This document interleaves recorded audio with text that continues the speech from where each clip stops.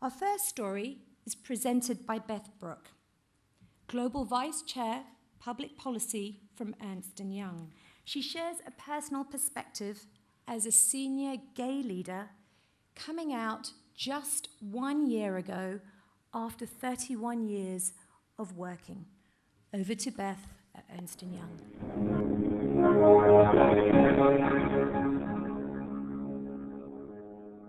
Good morning. I'm Beth Brooke. The theme of the opening session, the power of inclusion, is something I truly believe in for reasons that are both personal and professional as a business leader. Now, I've been asked to share my experience on the power of inclusion with you today. What I do at Ernst & Young is lead our public policy efforts, how what we do helps the public's interest in the world's capital markets. And I spent time in the Clinton administration actually working for the First Lady, Hillary Clinton, and that helps what I do now in the public policy area. But also, I get the benefit of being our global sponsor at Ernst & Young of our diversity and inclusiveness efforts, and that honestly is a real privilege. Both of these roles, public policy and diversity and inclusiveness, inform what I want to talk about today. At Ernst & Young, we have learned so much, and we have done so much around diversity and inclusiveness. But honestly, we are just at the end of the beginning of our journey. We've learned that the full business case for diversity has to not only be about the D, the diversity or the difference, but how to lead in a world of difference. So we're moving from the D to the I, from diversity to developing inclusive leaders. We need all 167,000 of our people to be inclusive leaders with a global mindset across 150 countries at Ernst & Young. It's a competitive business strategy for us. And for me personally, I too am at the end of the beginning in this journey. Just over a year ago, I came out as a gay woman and a gay leader at Ernst & Young. I wasn't out for 52 years of my life or 31 years of my career. But before I get to that, my journey has been, frankly, more about being a woman than about being a gay woman. As a woman, I didn't feel excluded for a long while. I was an athlete, I was a competitor, I played all kinds of sports in high school, played college basketball. Quite frankly, when I started at Ernst & Young, I fit into a man's world. It was far easier for me than for most to not be who I really was. But the higher I went, the harder it got, and the more excluded I felt. It wasn't until one night at dinner with a girlfriend, and those women in the audience, we know what those dinners with girlfriends are like. But it was at that dinner that I got serious about doing something about the exclusion of women. It was a girlfriend telling me that I wasn't doing enough for women. And I reacted defensively at first, and then I said, you know what?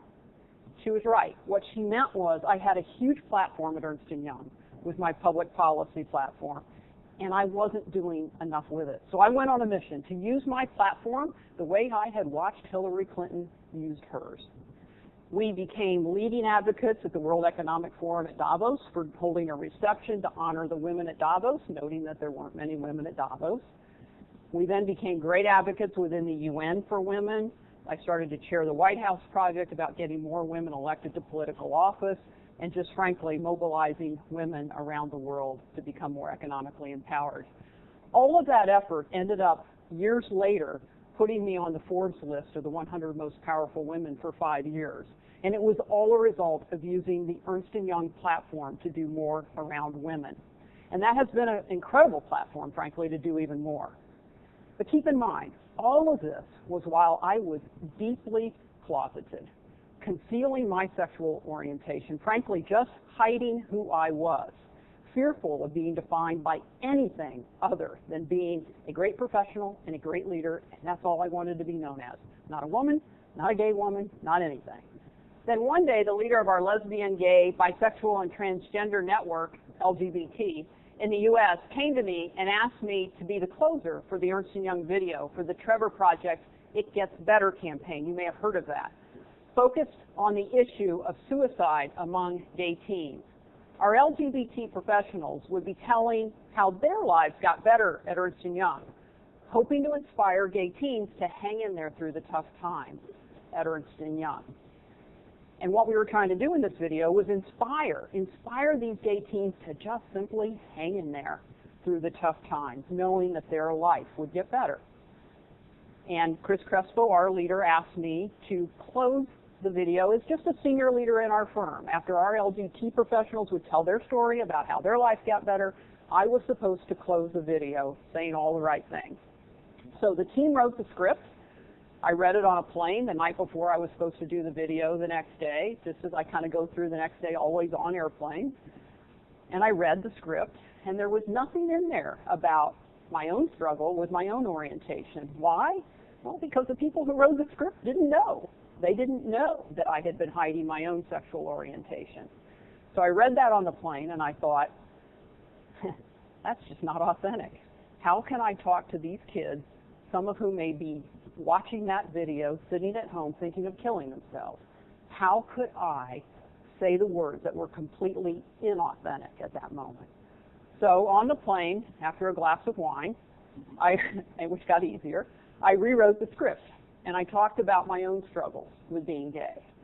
And the video was to be released to all Ernst & Young people and the public the morning after a big awards dinner for the Trevor Project, which is who we did this video for.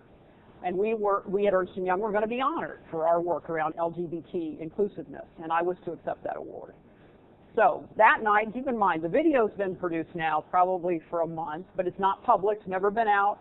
So I have a month to sort of deal with the fact that what I decided to do by coming out in the video was going to be public, but I had a month to think about it now. So, and then I had a while to think about giving this awards, the acceptance speech for Ernst & Young. So I'm giving the acceptance speech at the awards dinner on behalf of Ernst & Young, again, having written my own remarks for that night, saluting all the right people, saying all the right things, and near the end, in my acceptance speech, I mention our video, and I talk about how it's going to be released the next morning. And then I uttered the phrase at that acceptance speech in reference to my own appearance in the video. And I said, and I remember looking at the words on the page, as a leader who is gay. And before I could get the next word out of my mouth, I don't know who it was to this day, somebody in the audience, you hear this, yay! And they hoop and holler, and then others did the same, and then everybody just starts clapping. And then there's like a 5-minute standing ovation. Keep in mind, I thought when I uttered those words, as a leader who is gay, I might get booed. Because I thought, I've been in the closet for 52 years. Somebody was going to say, you have no courage. It's about time you came out. And instead, I got a 5-minute standing ovation. So in total shock, I stood there and just broke down in tears. I couldn't stop. They just started coming. And when the crowd seated itself finally, I began again. And I looked at those words on the page, and literally all I could muster was a whisper. I had no voice. All I could say was, as a leader who is gay. And I'm standing there going, 52 years of silence broken. And then I continued on, and I just felt this incredible strength surge into my voice. That was the end of my beginning and the start of a whole new chapter as a totally authentic leader. 31 years into a very successful career, I will tell you that I have learned more in this last year than I learned in 31 years. The positive reaction and the support has been overwhelming. None of the negativity that I so feared. None of my own crazy internal reactions that I feared. But more importantly, I'm learning. The biggest learning on this video, that Trevor Project video, the biggest learning on the video's release, to me, was that difference matters to everyone. Through the thousands of emails I received from all over the world, from gay, straight, parents with kids, with everyone sharing their own stories in the emails, what I learned was that everyone had some difference in their own mind. It was maybe a visible difference, maybe an invisible difference, or just some uncertainties and some doubts that everybody walks into the workplace every morning with, some little nagging uncertainty or doubt. And in that video, I had somehow given them the permission to feel good about their difference and to feel valued for it and to feel like there was an expectation that we wanted them bringing that difference through that front door every day and being who they are. So This is about all of us. Everyone wants their perspective valued and heard. And everyone wants to succeed by being who they are, not by having to conform to be like something they're not. It unlocked the door for me to see leadership and inclusive leadership and difference in an entirely new way. Well, that was a year ago. What I've learned is we don't need a shelf to put our special people on. Everyone is special, and they're made so by their difference. And everyone is different, and everyone wants to be included. So, where do we start? Authenticity. It's never been more important for inclusive leaders to be totally authentic. What I've seen now is that people cannot truly see you if you're not authentic. And if leaders are authentic, I've seen now, they open themselves up in a way that makes them vulnerable and it makes them trustworthy. And that's where the power comes from. I learned that in coming out. That authentic act alone created a vulnerability in myself that gave people the ultimate total trust. Not necessarily in me, but in what I'm trying to lead. And they're going to be much more likely to follow. The biggest leadership lesson of all that I think I have learned is that you can't be totally authentic until you are totally authentic. I was kidding myself to think otherwise. And I'll bet many leaders are kidding themselves. Senior leaders today really have a responsibility and, quite frankly, an opportunity to be more authentic and to be more vulnerable. So when we think about inclusion, we're often trapped and fooled into thinking about inclusion as being for them or others, those special people, those different people. But in reality, it's about all of us. If we as leaders or as influencers or decision makers believe our own differences matter, then we're going to be much more authentic, and in turn, we are going to leverage the power of inclusion. Thanks for joining me today. I hope that by sharing my story, it's given you some insights into authentic leadership and the power of inclusion. Have a great conference.